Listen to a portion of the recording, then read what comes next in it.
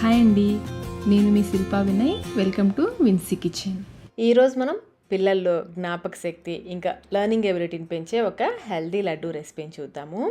ప్రతిరోజు morning breakfast టైంలో కానీ ఈవినింగ్ స్కూల్ నుంచి వచ్చాక స్నాక్స్ టైంలో కానీ ఒక్క లడ్డు ఇచ్చారంటే హెల్త్కి చాలా మంచిది. టేస్ట్ కూడా చాలా చాలా బాగుంటుంది. మరి ఈ హెల్దీ లడ్డూని ఎలా తయారు చేసుకోవాలో చూసేద్దాం రండి. ముందుగా స్టవ్ పైన ప్యాన్ పెట్టేసుకుని 1 టీ స్పూన్ నెయ్యి వేసేసి నెయ్యి కాగిన తర్వాత అరకప్పు గుమ్మడి గింజలు వేసుకోవాలి. వెయిట్లో వచ్చేసి ఇవి 80 గ్రామ్స్ గుమ్మడి గింజలు. లో టు మీడియం ఫ్లేమ్లో ఇవి కొంచెం లైట్గా కలర్ చేంజ్ అయ్యేంత వరకు వేయించుకోవాలి. ఈ గుమ్మడి గింజల్లో జింక్ చాలా ఎక్కువగా ఉంటుంది. ఈ జింక్ పిల్లల్లో జ్ఞాపక శక్తి పెరగడానికి చాలా బాగా ఉపయోగపడుతుంది. గుమ్మడి గింజలతో ఈ విధంగా లడ్డూలాగా చేసుకోవచ్చు. లేదంటే ప్రతిరోజు ఈ గుమ్మడి గింజలు నానబెట్టుకుని ఒక 7-8 గంటల పాటు నానబెట్టుకుని ప్రతిరోజు తింటే కూడా చాలా మంచిది. ఇప్పుడైతే మనం ఈ గుమ్మడి గింజల లడ్డు చేసేసుకుందాము. గుమ్మడి గింజలు కూడా చక్కగా వేగిపోయాయి. ఇప్పుడు ఇందులో అరకప్పు నువ్వులు, వెయిట్లో వచ్చేసి ఇవి కూడా 80 గ్రాములు. ఈ నువ్వులు కొంచెం చిటపటలాడడం స్టార్ట్ అయ్యేంత వరకు లో టు మీడియం ఫ్లేమ్లో కలుపుకుంటూ వేయించుకోవాలి. ఈ నువ్వులు కూడా హెల్త్కి చాలా మంచిదండి. కాల్షియం చాలా ఎక్కువగా ఉంటుంది. పాల కంటే కూడా నువ్వుల్లోనే కాల్షియం చాలా ఎక్కువగా ఉంటుంది. ఈ నువ్వులు కూడా వేగిపోయాయి కదా. ఇప్పుడు ఇందులో పావు కప్పు అవిసె గింజలు వేసుకోవాలి. వెయిట్లో వచ్చేసి 40 గ్రామ్స్, 40 గ్రాముల అవిసె గింజలు కూడా వేసుకుని చివర్లో వేసుకోవాలి. 1-2 నిమిషాల పాటు వేయించుకుంటే సరిపోతుంది. ఈ అవిసె గింజలు ఎక్కువసేపు వేయాల్సిన అవసరం లేదు. ఈ అవిసె గింజలు కూడా బ్రెయిన్ డెవలప్మెంట్కి చాలా బాగా ఉపయోగపడతాయి. 1-2 నిమిషాల పాటు వేయించేసుకుని స్టవ్ ఆఫ్ చేసేసి వీటిని ఒక ప్లేట్లోకి తీసుకుని పూర్తిగా చల్లారనివ్వాలి. కొంచెం పల్చగా స్ప్రెడ్ చేస్తే త్వరగా చల్లారుతాయి. ఇప్పుడు మళ్ళీ స్టవ్ పైన ప్యాన్ పెట్టేసుకుని 1 టీ స్పూన్ నెయ్యి వేసేసి నెయ్యి కాగిన తర్వాత అరకప్పు ఎండు కొబ్బరి ముక్కలు వేసుకోవాలి. వెయిట్లో వచ్చేసి ఇవి 100 గ్రాములు ఎండు కొబ్బరి. ఈ విధంగా చిన్న చిన్న ముక్కలు కట్ చేసి వేసుకుని ఇవి లైట్ గోల్డెన్ బ్రౌన్ కలర్ వచ్చేంత వరకు లో మీడియం ఫ్లేమ్లో వేయించుకోవాలి.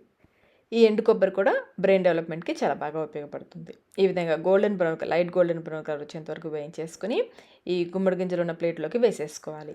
మళ్ళీ స్టవ్ పైన ప్యాన్ పెట్టేసుకుని 15 వరకు ఎండు ఖర్జూరం, వెయిట్లో వచ్చేసి 80 గ్రామ్స్, 80 గ్రాముల ఎండు ఖర్జూరం. చూడండి, ఈ విధంగా గింజలు తీసేసి ఈ సైజు ముక్కలుగా కట్ చేసుకోవాలి.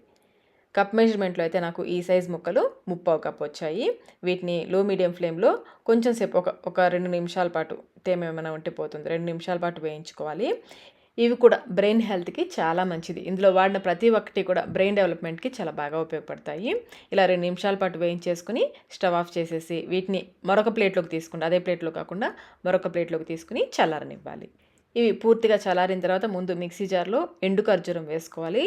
వీటితో పాటుగా 4 యాలకులు కూడా వేసి వీలైనంత మెత్తగా గ్రైండ్ చేసుకోవాలి. చూడండి, ఈ విధంగా వీలైనంత మెత్తగా గ్రైండ్ చేసుకోవాలి. ఇప్పుడు ఇందులో మనం వేయించుకున్న డ్రై నట్స్ ఉన్నాయి కదా, అవి వేసుకుని గ్రైండ్ చేసుకోవాలి. నేనైతే 2 సార్లుగా వేసి గ్రైండ్ చేస్తున్నాను. మొత్తం ఒకేసారి కాకుండా 2 సార్లుగా, మరీ మెత్తగా కాకుండా కొంచెం పలుకులుగా ఉండేలాగా గ్రైండ్ చేసుకోవాలి. మీరు బాగా మెత్తగా కావాలనుకుంటే మెత్తగా అయినా గ్రైండ్ చేసేసుకోవచ్చు. నేనైతే కొంచెం లైట్గా బరకగా ఉండేలాగా గ్రైండ్ చేశాను. ఇలా గ్రైండ్ చేసి పక్కన పెట్టేసుకోండి. ఇప్పుడు మళ్ళీ స్టవ్ పైన ప్యాన్ పెట్టేసుకుని 3/4 కప్పు తురిమిన బెల్లం వేసుకోవాలి. వెయిట్లో వచ్చేసి 100 గ్రాముల తురిమిన బెల్లం.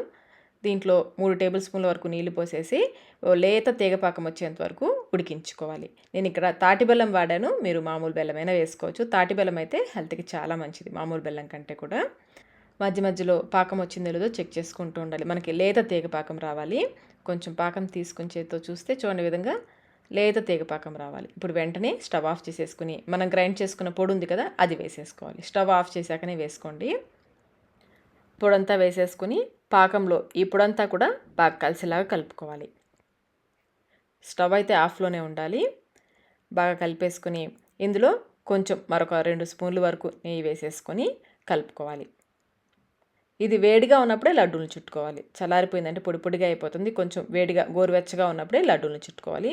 నెయ్యి కూడా వేసేసి బాగా కలిపేసుకుని కొంచెం కొంచెం ఈ మిశ్రమాన్ని తీసుకుని లడ్డూలాగా చేసుకోవాలి.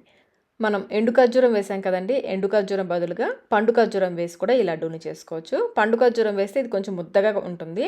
మనం ఎండు ఖర్జూరం వేసాం కదా, కొంచెం పొడి పొడిగా కనిపిస్తుంది. కొంచెం గట్టిగా ప్రెస్ చేస్తే లడ్డూలు చక్కగా వచ్చేస్తాయి. కొంచెం గోరువెచ్చగా ఉన్నప్పుడు లడ్డూని చేసుకోవాలి. చూడండి, చక్కగా లడ్డు ఎంత బాగా వచ్చేసిందో కదా. ఇదే విధంగా మిగిలిన లడ్డూలు అన్నీ చేసుకోవాలి.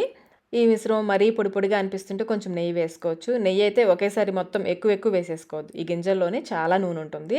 కొంచెం గట్టిగా ప్రెస్ చేస్తే మనకి ఈ లడ్డూలో నుంచే నూనె బయటకు వచ్చేస్తూ ఉంటుంది. అవసరం అనుకుంటేనే నెయ్యి వేసుకోవాలి. చూడండి, లడ్డూలు రెడీ అయిపోయి నాకైతే మొత్తం 17 లడ్డూలు వచ్చాయి. ఈ విధంగా లడ్డూలన్నీ చేసేసుకుని ఎయిటెడ్ డబ్బాలో స్టోర్ చేసుకున్నామంటే 2 వారాల వరకు కూడా ఫ్రెష్గా ఉంటాయి. ఇలా చేసేసి ప్రతిరోజు పిల్లలకి ఒక లడ్డు ఇచ్చారంటే చాలా చాలా మంచిది. హెల్త్కి, బ్రెయిన్ డెవలప్మెంట్కి, ఇమ్యూనిటీ డెవలప్ అవ్వడానికి చాలా మంచిది. టేస్ట్ బాగుంటాయి. తప్పకుండా ట్రై చేయండి. ట్రై చేసి మీకు టేస్ట్ ఎలా అనిపించిందో మాకు కమెంట్ రూపంలో తెలియచేయండి.